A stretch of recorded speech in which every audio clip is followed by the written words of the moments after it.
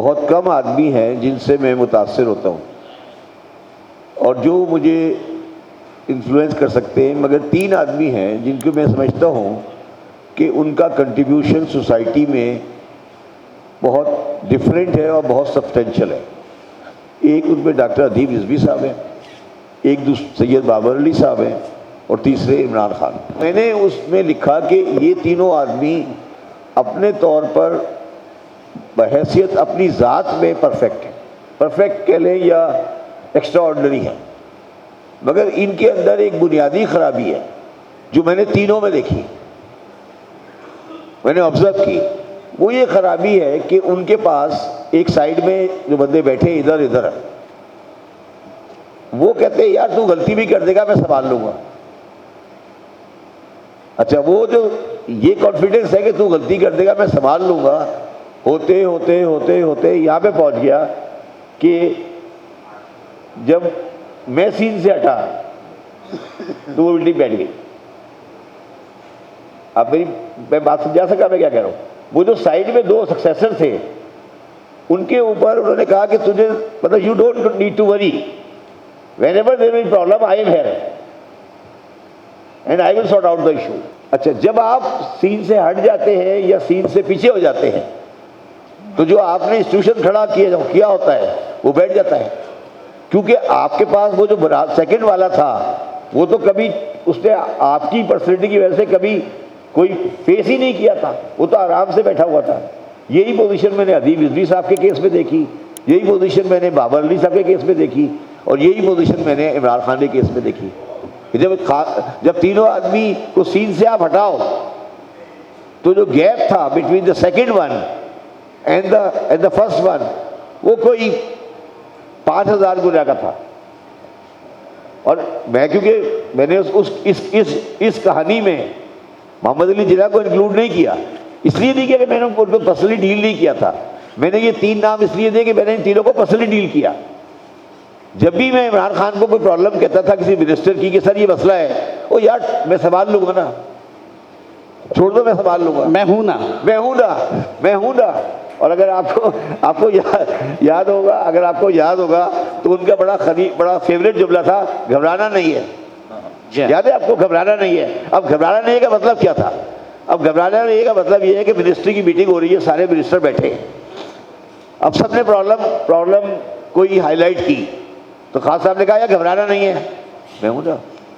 अब ठीक है, अब हम तो सारे बैठे हुए साइड में रह गए, वो खान साहब अंदर चले गए, अब हम सारे बैठे हुए घबरा रहे हैं। सलीम साहब अब सवाल ये है ना कि ये घबराना नहीं है।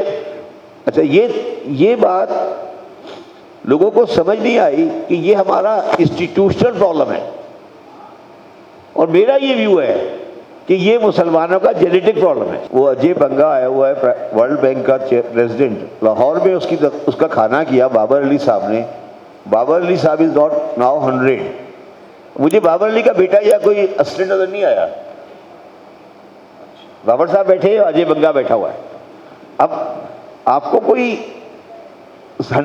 अब आप सक्सेशन नहीं ला रहे, मतलब मुझे नजर नहीं आ रहा कि यार अजय बंगा तो का कोई जाती ताल्लुकात बाबर अली से नहीं है ना, मगर हमारे सक्सेशन नहीं है। अच्छा, ये बीमारी मतलब ये बीमारी हमारी नॉर्मल है, और इसका मतलब एक मिसाल मैं खुद भी हूँ। मेरे पास परसों एक ऑफिशियल खत आया, जस्टिस शाहिद बाजवा साहब, जस्टिस रिटायर्ड शाहिद बाजवा साहब का। उन्होंने 2 सफ़े का खत लिखा मेरी इस किताब के बारे में, और उन्होंने पेज नंबर 219 का हवाला दिया, और उन्होंने कहा कि आपने उस पेज पे लिखा है कि पंजाब में मुस्लिम लीग कभी नहीं आई, और ये गलत स्टेटमेंट है आपका, और आप ये जो कह रहे हैं कि पंजाब की 219 का पंजाब की पॉलिटिक्स ने पाकिस्तान नहीं बनाया, पाकिस्तान उन लोगों ने बनाया जो आज पाकिस्तान का हिस्सा नहीं है, ये फैक्चुअली गलत है। और उन्होंने इसके ऊपर पूरा एक 2 सफ़े का मुझे ख़त लिखा, और शायद कल मेरा इसी एक लाहौर लिटरेचर फेस्टिवल में प्रेजेंटेशन है, हो सकता है वो शायद वहाँ पे भी आए, शाहिद इकबाल बाजवा। तो अच्छा, अब अगर आप इसमें मेरी किताब को गौर से पढ़ें तो मैंने ये साबित किया है और मैं ये बताना चाहता हूं कि इंसानों की तकसीम मजहब की बुनियाद पर गलत है। सबसे ज्यादा ज्यादती इस मजहब की बुनियाद की तकसीम में पंजाब के साथ हुई है। पंजाब वाहिद इलाका है आज का पंजाब जिसमें एक भी हिंदू नहीं है, एक भी हिंदू घर नहीं है। लाहौर शहर में एक भी हिंदू घर नहीं है आज। और 1947 में लाहौर शहर की 74% of property was held by Hindus, 74%। और सैयद बाबर अली ने मुझे कहा था, शब्बर ये कभी चैन से नहीं बैठेंगे क्योंकि सब नाजायज प्रॉपर्टी पर बैठे हुए हैं। ये मेरा उनको स्टेटमेंट है बाबर साहब का। 74% of the Punjab population was Hindus. Lahore city population was Hindus in 1947. Now there is not a single Muslim Hindu living in Lahore. Now there is not a single living Muslim in Amritsar. When 1947 Muslim Amritsar was a Muslim city. सारा क़यामत partition का जो है वो बर्दाश्त किया है पंजाब के रूरल पॉपुलेशन ने। 1 करोड़ आदमी पंजाबी कत्ल हुआ है या उसके साथ उसकी औरतों को रेप किया गया है। मैसेकर अगर कहीं बड़ा हुआ है तो दैट वाज ओनली पंजाब।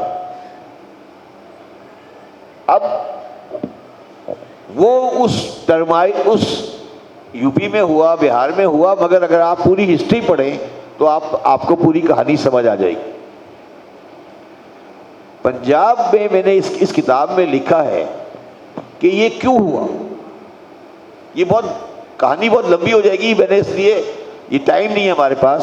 ये क्यों हुआ, कभी आपने मेरी किताब को गौर से पढ़िएगा, ये आपको समझ आ जाएगा। उस पर एक चैप्टर है लाहौर सिटी के बारे में। मैंने लिखा है कि Lahore city was the centre of the nationalist movement, nationalist against गोरा इन 1930s। भगत सिंह, गुरुदेव, जो गोरों के खिलाफ अगर किसी ने जंग की थी ना, वो पंजाबी रूरल नेशनलिस्ट थे। आपने और कम्युनिस्ट पार्टी का अगर कोई सेंटर था तो वो लाहौर था। उसको डिस्ट्रॉय करने के लिए गोरे ने ये कम्युनल वायलेंस कराया, ये कम्युनल सेटअप कराया और लाहौर में लाकर अमृतसरी वहाबी बिठाए जो आज बम मार रहे हैं। बात ये सुन लें, आपको शायद ये बात पता नहीं है, शायद उस किताब में मैंने लिखा है कि जिस जगह पर 23 मार्च 1930 को भगत सिंह को फांसी लगाई गई थी और जिस आदमी ने फांसी लगाई थी, ऑर्डर दिया था फांसी, मजिस्ट्रेट, उसका नाम था नवाब मोहम्मद अहमद खान कसूरी, जिसके मर्डर में भुट्टो साहब मारे गए। मर्डर उसी जगह हुआ था। और जिस जगह पे भगत सिंह का फांसी घाट था वो शादमान टाउन का एक राउंड अबाउट है इस वक्त, और उस राउंड अबाउट पे मोहम्मद अहमद खान कसूरी को गोली लगी। ये आप जाके पढ़ ले किताब में, ये मैंने इस किताब में लिखा। बिल्कुल। और ये तो मैं सिर्फ कहने की कोशिश ये कर रहा हूँ कि जो आप पंजाबी हिस्ट्री पढ़ रहे हैं ना, ये आपने पढ़ रहे हैं नसीब हिजाजी की नावलों से। वेरी ठीक है ना, ये नसीब हिजाजी की नावलों से नहीं पढ़े। आप पंजाबी हिस्ट्री पढ़े तो मुझसे बात करें, मैं बताऊंगा आपको कि पंजाबी हिस्ट्री क्या है। नहीं है? और कितना रेवोल्यूशनरी पंजाबी पैदा हुआ था, जिसको आपने एक प्रोसेस के तहत आपने लाहौर से निकाला और वहाँ जाके एक्सट्रीमिस्ट बिठाया और उसकी आज आप उसका रिजल्ट भुगत रहे हैं। मैं आपको आखिरी बात ये बताना चाहता हूँ कि जो पहला मैसेकर हुआ था हिंदू मुस्लिम का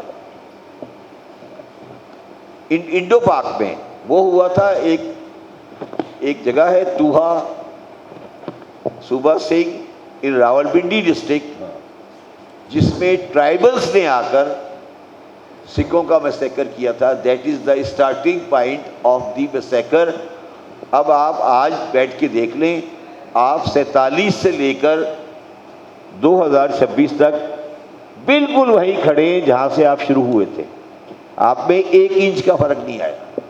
अब मगर अगर आपको, अच्छा ये किताब मैंने लिखी इसीलिए है, ये किताब मैं, आप लोग पता नहीं जानते, मैं तारीख को बहुत डिटेल में पढ़ता हूँ। ये मेरी जो तारीख की स्टडी है, ये समझ लें उसकी समरी है। एक दूसरी क्लास का बच्चा है, दूसरी क्लास में बच्चा पढ़ता है, उसके साथ एक उसकी क्लास फेलो है लड़की, अगर वो दोनों साथ रिसेस में लंच करते हैं और वो बच्चा उसको अगर अपने हिस्से में से ज़्यादा देता है तो सर ये इश्क हो गया क्या? तो मेरा सवाल सर ये, अब राशिद उसको इश्क कहता है। नहीं सर, वो कहते हैं कि बच्चा है यार, आप हैं, वो कहते हैं कि वो जो है ना, वो पाँव जो है 2 साल का बच्चा है, वो मैंने लिखा है कि यार वो हम दोनों साथ बैठते थे, हम क्रीम रोल लेते थे खरीदते थे, तो मैं उसको ज़्यादा दे देता था थोड़ा सा।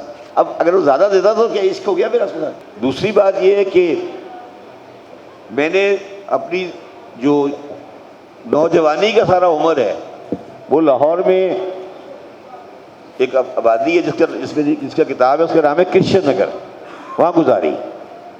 कृष्ण नगर में सारे ये नवाज शरीफ के रिश्तेदार कश्मीरी रहते हैं और कश्मीरी की लड़कियाँ बड़ी खूबसूरत और गोरी सी होती हैं।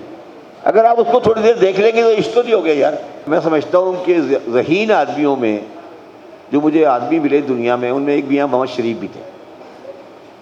उन्होंने सर मुझे बुलाया और कहा कि मैं चाहता हूँ, मैं उसे फर्गूसन में सीनियर मैनेजर था, कहने लगे मैंने आपसे इंटरनल ऑडिट कराना है। मैंने कहा जी चलो, मैं चला गया तो मियाँ साहब ने मुझे कहा कि आपसे मैंने इंटरनल ऑडिट कराना है। वो सिर्फ पंजाबी बोलते थे, तो उन्होंने कहा कि इंटरनल ऑडिट कराना है। तो मैंने कहा जी बताएं क्या करना है मैंने। तो कहने लगे यार मेरा सरिये का बिजनेस है, तो हमारा एक सर्टन लेवल ऑफ कमीशन होता है और हमने हर एरिए का जो कारोबार है वो मुख्तलिफ मेरे भतीजों भांजों में बांटा हुआ है। तो ओके, तो मुझे लगता है कि मेरा मुल्तान वाला जो भतीजा है वो ज़्यादा पैसे कमा रहा है। मियाँ मोहम्मद शरीफ ये कह रहे हैं। मैंने कहा यार मियाँ साहब इसका तो मेरे पास कोई तरकीब नहीं है। कह लगे यार तुम चार्टर्ड अकाउंटेंट से बेकार होते हो। मैं वापस आ गया, उन्होंने मुझे ढांट के वापस भेज दिया। तो ये मेरी मियाँ साहब से एक और भी मुलाकात थी, मियाँ साहब से मेरी मुलाकात थी। मियाँ साहब was a very very Shirud businessman और उनके अंदर कोई रख रखाव सेंस में नहीं था। जिस जगह पे मैं मिला था उनको, उस ज़माने में वो बड़े बड़े अमीर आदमी थे और जिस केबिन में वो बैठे हुए थे, केबिन था लकड़ी का, वो मेरा ख्याल है मैक्सिमम होगा तो 10 बाई 10 का होगा। 10 बाई 10 से लेके केबिन बैठेंगे ही नहीं, वो उसमें भी गरीब नहीं थे। हाँ, but he was a businessman, he understood what business means. वो कारोबारी आदमी थे, उन्होंने 10 बाई 10 के केबिन में बैठे हुए थे और जिस तरह एक बिजनेसमैन कारोबार करता है इस तरह कारोबार करता है। वाजिद अली साहब को मैंने कहा, झगड़ा हो रहा था, पैकेजेस का ऑडिट कर रहा था मैं, तो मैंने कहा कमाल शाह साहब कि ये आपने नया प्लांट लगाया है ना, तो आपकी मशीन की यूजफुल, आपने स्पेयर मशीनरी में नया स्पेयर डाला है ना, तो आपकी मशीनरी की यूजफुल लाइफ बढ़ गई। मैंने पहले मैनेजर डिस्कस किया, नहीं एग्री हुआ। आखिर में एमडी थे वाजिद अली साहब, उनके पास कहानी पहुंच गई। तो मैं शाह साहब के पास गया, मैंने कहा शाह साहब ये देखिए जी आपका अकाउंटेंट नहीं मान रहा, आपकी यूजफुल लाइफ बढ़ गई है। तो कहने लगे पुत्र क्या तू मेरे अगर नए दांत लगा देगा तो मेरी ज़िंदगी बढ़ जाएगी? तो मैंने कहा यार ये बंदा ठीक है। ये तो उन्होंने कहा यार पुत्र तू मेरे अगर नए दांत लगा दे तो मेरी ज़िंदगी बढ़ जाएगी। मैंने कहा यार बात तो ठीक है। मैंने कहा दफ़ा करो, राइट अप करो उसको। ये बड़ी वाजिद अली शाह साहब, अच्छा उनकी एक बड़ी ब्यूटी थी, पता नहीं आप लोगों को पता है या नहीं पता।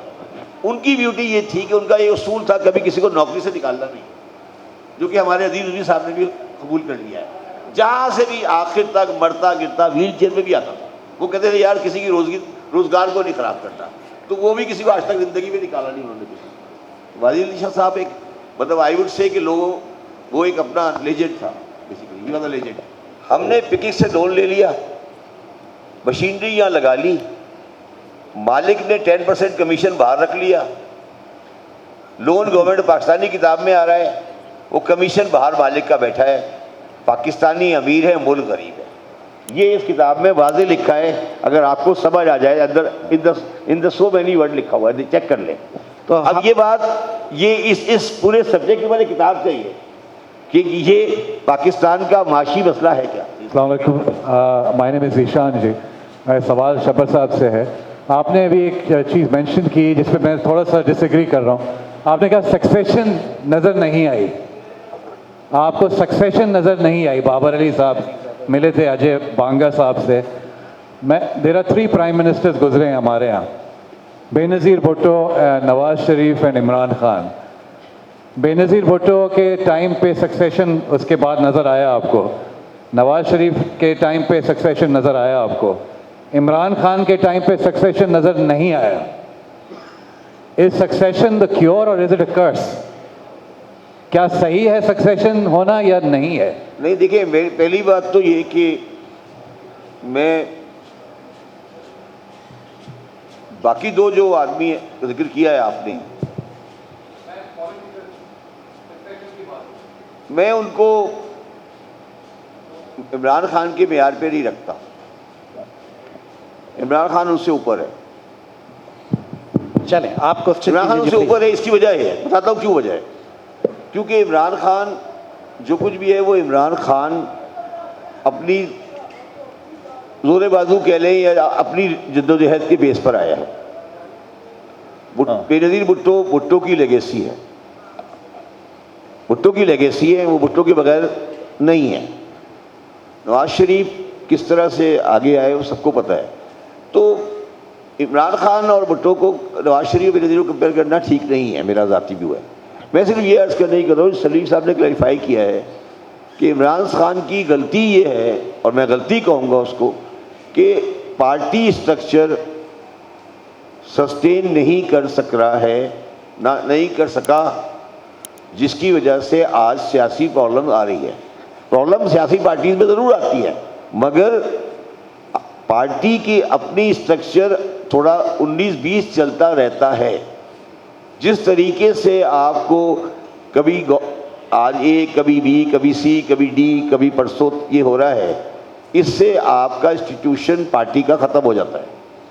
मैं सक्सेशन इस सेंस में कह रहा हूँ, इस सेंस में सक्सेशन कह रहा हूँ। ठीक है सर, नेक्स्ट क्वेश्चन है हमारे पास, please. In the earlier mid-2000s, I cannot recall the exact year, General Musharraf, when he saw an eminent economist like Dr. Manmohan Singh at the helm of affairs in India, he decided to make Shaukat Aziz the Prime Minister of Pakistan. How do you see that decision of his in the high side? Did it help Pakistan? इसको मैं इसके जवाब देने में दो मेरी रुकावटें। एक तो आपके पीछे एक साहब बैठे जो 5-6 साल शौकत अजीज के असिस्टेंट रह चुके हैं। मैंने कोई बात की तो वो नाराज़ हो जाएंगे, ठीक है। जाफर अब्दुल गिलानी साहब, वो बड़े उनके मुहिब हैं, तो वो कहते हैं शौकत साहब की बुराई भी नहीं सुनूंगा, ठीक है। इसलिए मैं आपको आंसर दे देता हूँ। मनमोहन सिंह ने 6 साल या 7 साल, इससे भी ज़्यादा, दिल्ली स्कूल ऑफ इकोनॉमिक्स में पढ़ाया था। शौकत साहब ने कभी आधे घंटे भी कहीं नहीं पढ़ाया। तो जो पढ़ा नहीं सकता वो पढ़ भी नहीं सकता, ये याद रखिएगा। तो वो बेचारे बैंकर, उनके बस का काम नहीं था, ठीक है। दूसरी बात, दूसरी बात है कि मनमोहन सिंह वापस चंडीगढ़ चला गया, शौकत साहब वापस न्यूयॉर्क चले गए। तो पहले ये डिसाइड करेंगे घर किधर है आपका। उनका तो घर पाकिस्तान था ही नहीं ना पहले कभी था, ना आज कभी है। तो ये फर्क है मनमोहन सिंह में और शौकत अजीज में। मतलब मैं समझाऊंगा कि मनमोहन सिंह की तौहीन होगी अगर आप उसको शौकत अजीज से मिलाएं, ये उसकी तौहीन है। Next sir, next question. अच्छा, मुझे एक बात बताइए, कभी आज तक कोई आर्टिकल देखा आपने शौकत अजीज का? कभी कोई इंटरव्यू सुना? वज़ीर आज़म बनने के बाद कभी तो टीवी पे तस्वीर देखी? क्यों नहीं देखी आपके ख्याल में? इसलिए कि वो हम पाकिस्तानियों को, लोकल्स को, जिनके पास अमेरिकन ग्रीन कार्ड नहीं है, वो सेकंड ग्रेड सिटीजन समझते हैं। थैंक यू और सर। आज जो आप परेशान हैं, जो आपके यंगस्टर परेशान हैं, वो इसलिए परेशान है कि वो सब यंगस्टर सेकंड ग्रेड सिटीजन हैं, वो फर्स्ट ग्रेड सिटीजन बनना चाहते हैं, इसलिए अमेरिका जाना चाहते हैं। अगर शौकत अजीज साहब जैसे बंदे पाकिस्तान में आकर रह जाएंगे तो पाकिस्तान में ट्रस्ट डेफिसिट ख़त्म हो जाएगा, मगर अब उनकी ज़रूरत नहीं है हमें। ये फरमाइएगा, अगर हम दूसरों की जंगें लड़ते रहते हैं, अपने खर्चे कम नहीं करते, तो कोई चांस है हमारे IMF प्रोग्राम से बाहर निकलने का कभी भी? ये सारी कायनात खुदा ने बनाई है ना, तो खुदा के बनाई हुई कायनात से बाहर तो नहीं निकल सकते ना। उस कायनात से आप कैसे बाहर निकलेंगे? वो एक खुदाई कायनात है, उस कायनात से आप नहीं निकल सकते। सलीम साहब आपको 1 मिनट में बता देंगे कि जिस दिन मैं निकला और उस दिन मेरी LC डिस्क्वालीफाई हुई, कोई LC रुकी, आपकी तबीयत साफ हो जाएगी आधे घंटे बाद। फिर आपके तमाम जज्बात और हाफिज नईम साहब और ये सब यहीं रह जाएंगे 1 मिनट से। जिस दिन आपकी एक LC रुक गई ना आधे मिनट के लिए कि आप पाकिस्तान की LC कबूल नहीं कर रहे, तो आपकी तबीयत साफ हो जाएगी। तो ये IMF से छुटकारा हासिल कर लेंगे, ये कर लेंगे, वो कर लेंगे, ये बेकार की बातें हैं। मेरा सिर्फ सवाल आपसे ये नहीं है, मेरा सवाल ये है कि जब आप पाकिस्तान की मईशत की बात करते हैं तो आपके दिमाग में सिर्फ IMF क्यों आता है?